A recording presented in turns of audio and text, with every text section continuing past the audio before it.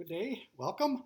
Hello to the next episode of Just One Thing. Just One Thing is the podcast of Mindful Living Today.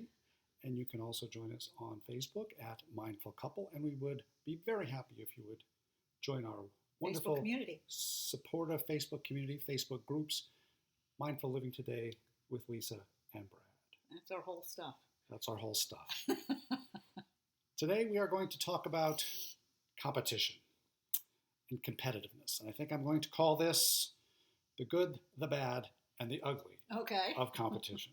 Okay. This is something that we discussed a little bit this week because I had a question of because we've been playing a lot of board games during this time of pandemic. And even though it's sort of somewhat over, we're still playing a lot of board games.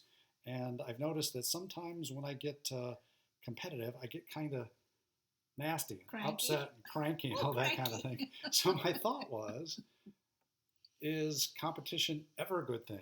Or is it always a bad thing, something that you should avoid? So I wanted to talk about that, see, what we think about that. Okay. So I think when I said it's the good, the bad, and the ugly, so there must be some good parts of it. So why don't you start by talking about what you just think about competition or competitiveness in general? Because I think I started this conversation by what is the emotion of competitiveness? Is it an emotion all by itself, or is it a combination of, anxiousness and anger and Well, I think, when whatever, we started talking about this, we Yeah. were talking about the biology of it. Right. And so to me, I think you have to recognize that there is a certain biological wiring there. Yeah. And that competition is in the animal kingdom. It is the way we get mates. It is the way that we are the food. Yeah. It is the way that we feed our babies. If I kill a gazelle, I'm getting it good. first. I'm getting it first. Yeah. Right. So it is basically, hardwired into us as a survival skill to keep the animals going. Well, and at the same time, hardwired into humanity is altruism and cooperation and the desire to get along. So, we're social animals too. Right. So it's not like I'm just beating on everybody because even though I might run the tribe for a short time, pretty soon somebody's going to push me off the cliff. Right. And that's not necessarily good. So what do you make of that? It's kind of a mixed bag. And I know particularly, in our community, we're aiming at, happiness, well-being, peace of mind, those kinds of things. Right. And that competitive improving relationships. That competitive urge, whatever you want to call that, seems to run counter to that to me most of the time. Right. Well, because I know when I'm competitive, I get kind of. It's not enjoyable. I am very focused. I am not nice. I have a very strong killer instinct, if you want to call that. I'm going to win. I don't cheat because there's no fun in cheating to win, but I am going to do what it takes to smite you and win. Right. And it doesn't make me pleasant to be around. Right. Well, and you have expressed that you don't, as you've gotten older, you don't like how it makes you feel. Right. And I think that's the more important thing. When we talk about competition, I think it has its place and it has its degrees. Right. Yes. I think what is critical is to look at, first of all, just like we just said, how do you feel inside when you, first of all, are you aware that there is a feeling inside that's associated with absolutely, competitiveness? Absolutely. That's the first thing. And that's why I was searching for an emotion. I'm like, this is something that I feel as a very distinct feeling. Right. And yet I don't know that we have a list, a word for it, because, when you look at these lists of emotions, and sometimes there's dozens and dozens of them. Right. I've not seen one that just says competitiveness. And that's, to me, a very distinct feeling. And it's very, it's a combination of intense focus, intense aggression,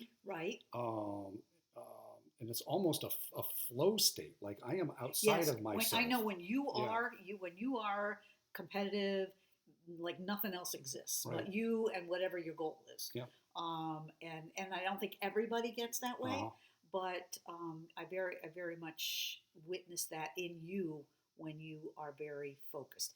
And consequently, I think then to go back to what are we looking at, I think really it comes back to how is it impacting the other things that you're doing. So, for example, if you enjoy playing family games and you enjoy playing Games for fun. I remember not long ago, I think the kids were little. We were playing something, and I thought I had a winning hand from the beginning, and we just finished dealing the cards, and I'm like, I'm out!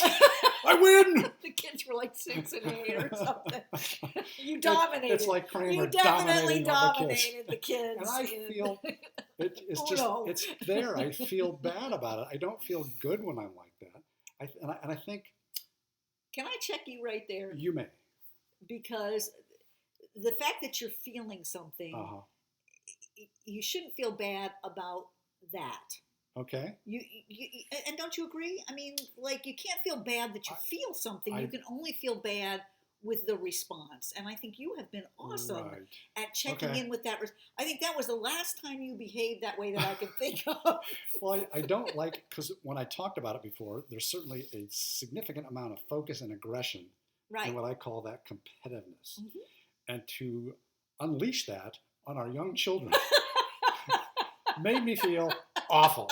That it was not the appropriate venue or context for that. And so what I wanted to circle back around to, and I say, and in terms of well-being and happiness, peace of mind, I think there's a very limited arena where competitiveness is appropriate. And I think it's very similar to anger. Yes. And I think if you're going to have it, you need to find the right place for it. Right. And you need to channel it in the right direction. Correct. You shouldn't use it. You shouldn't be so competitive that you're going to cheat. Right. You shouldn't be so competitive that you're going to hurt somebody. That you're miserable to be around. You shouldn't be miserable to be around or miserable yourself. Right. I think, actually, if you're playing I'll just say a very competitive sport. Right. Where, it is high stakes. Well, if you're playing football against Ray Lewis, have at it. Exactly. That's what I'm saying. Very limited arenas. If you're in a very highly struck competitive, I'll say business organization, business arrangement, and you're going for, a sale against another company, and your livelihood depends on it, being competitive in the right way, I think, is appropriate there. Yes. Again, I would not be comfortable, cheating or doing something underhanded there, because that would undermine my well-being. Right. But I think that competitive but you can channel that energy can be channeled in that kind of a context in an appropriate way. I agree. I agree. But I guess my analysis is that this competitiveness and where it's appropriate in our society to have well-being, good relationships is probably extremely limited, I think. Oh, we were, as we were talking about discussing this, we were talking about the guy that we just bought our golf clubs from, and he's a golf pro. I mean, basically, he defined himself as a golf pro. And he went to miniature golf with his wife. Miniature golf with his wife, and his wife won and shared it on Facebook. And he was like, "Well, why don't you share all the times that I win 10 times?" And see that inappropriate. That's inappropriate. That does not do anything to foster a good and loving relationship. No. I'm sure you don't feel that great inside when you're doing that. I don't know how anybody else feels inside. Yeah. But I'm sure the wife loves that. Not. No. Yeah. So I think when you're looking at relationships, man, you gotta be really careful when you unleash that. And I would say, for example, if you both were equally capable in a sport and you decided to compete in that sport, again, let it loose. Like that, that's the place for it. I am by nature a highly competitive person. Yes. And it comes out in weird ways. And I know, for me, some of my past road rage and those kinds of things is rooted in competitiveness. Yes. If it's like a horse. If somebody starts to go ahead of me, it's like, no, you're not. I'm going ahead. It's just instinctive. I gotta be first. To be first. It's just crazy. Yeah. Right. So we've talked a lot about maybe where it's not inappropriate. How do you think? Where it is appropriate. And I think the places that we really need to focus on is, where are you using that within a place where it's not appropriate? And I think it's not appropriate to let it just let it rip. Anytime that you're doing something that's friendly, anytime that you're doing something that's relationship building. Well, you were saying friendly. I think social situations, whether it's a gathering, it's a family group, whatever, to me, that competitiveness has no place. I know a lot of families, are very competitive with an annual softball game or football or something. And I'm saying in most cases, even though that's the family tradition, it's probably not appropriate. Because if I'm running down the field and I stiff arm my 6-year-old nephew and push him into the ground, not appropriate, even though I scored the touchdown. Right. Even though Uncle Tom's team won. Exactly. That is just not appropriate. Right. And so let's kind of circle back around and talk about how have you, because you have had to overcome this far more than I have, I think. I consider myself a competitive person, but in a completely different way that you are. Yes. What, before we get too far down that, I think recognizing, because I think a lot of people would say they are not competitive, because you said when we started talking, just dancing around this subject, you were like, do you think everybody is? And I think everybody is to some degree. I think, like you said earlier, it's hardwired into our biology to be competitive in some situations, whether it's in middle school for boyfriend, girlfriend, right, or in the dating game, being competitive for a mate, right, being competitive for the best parking place at the mall, right, first in line. I think there's part of that that's hardwired into you, and I think you have to, like anything that we talk about, is be aware and be conscious of, that's my competitive nature kicking in right there. And then you can question, is it appropriate right now or is it not? Right. Yeah. Well, and I think, again, the more subtler places that competitive thing comes out is, for example, in choosing partners. Sure. In any kind of dating arena, I think it changes a little, hopefully, as we age. But I would say 40 and under, that's a really strong drive. And I have noticed I have a better control of my competitiveness as I've aged. Right. And I don't know whether that's a function of, wisdom and working on being able to regulate my emotions. Right. I partly believe it's just due to a reduction in, particularly in males, testosterone. There's just less of it there. Right. I mean, when you're charged with testosterone, man, you are a competitive beast. Yes. Some of us are. Yes. Right? Yes. So anyway, I felt like it was important to talk about some of the less obvious ways that people can be competitive. Sure. And that I think that road rage is one. Looking for a parking space can be one. Teen girls and boys over finding girlfriends and boyfriends or being included in social circles. I think all of your social situations are full of competitive actions that you might not recognize it. Right. Putting somebody down. Yes. To make yourself seem better or more esteemed by your peer group. Yes. Those kinds of things are competitive in nature. That's rooted in that competitive drive to be at the top of your social group or to look, the most successful amongst, the opposite sex or your peer group or whatever it may be. Right. So I think like you say, a lot of people I don't think recognize some of those behaviors as competitive behavior. Right. So any kind of one-upmanship, any kind of I have to be better than. Well, even a story. If somebody says, well, last weekend, we went to Pittsburgh, and you can say, well, I flew to Paris. That one-upmanship, whether it's storytelling or things you purchased or whatever, that's competitive at root. Yeah. Right. Yes. My child went to whatever. Saint Jesus, Right. So mine went to Yale. Saint Buddha. Right. Yes. So, all right. So I think that kind of gets at the kind of the meat of the topic to me. So it's good. Some good parts. Very limited. Some bad. Lots of really ugly. Yeah. Lots of really ugly.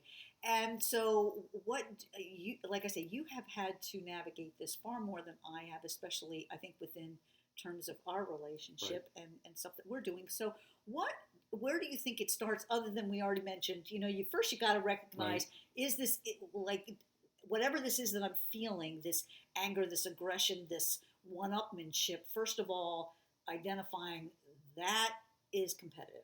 Right. That's the first step. Thing. And I think the second thing and the most important thing is realize in most situations, two things. it's not appropriate if you want to have good and positive social connections and relationships. Yeah.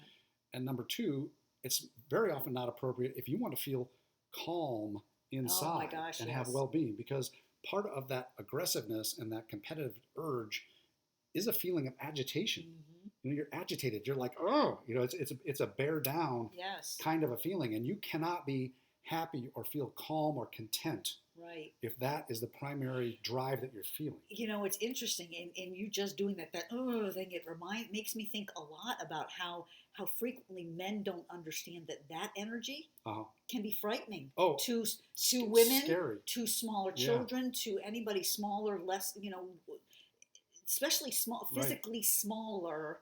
I think that can be. Well, I think in men a lot, it's a combination of that aggression, and there's a little bit of anger there, that competitive urge. Right. You know, there is a muscle tension, and there is an energy that you give off, and it's a primal biological thing. Yes. That, you know, to dominate the clan, the person, the situation, whatever. Yeah. Yes. Yeah.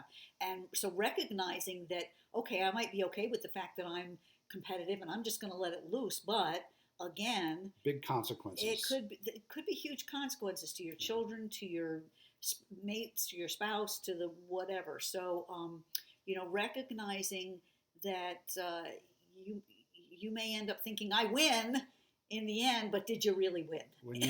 If you win, you probably lose. Right. I think that's a great topic. I would urge you, if you enjoy these podcasts, please share them with your friends. Yes, please. Please subscribe if you get a chance to do that. And comments, we'd love to hear your feedback. If you have other suggestions for things you'd like to hear us talk about, we'd love that. So, I think we covered with the one thing was paying attention. And what do you think is the next thing? You know, we said the first thing is probably I think attention. Recognize it's very often not appropriate. There's very limited places where competitiveness just choose before you jump in. Right. So I love that. Okay. Yeah. Until next time, this has been so much. Just one thing. Choose before you lose.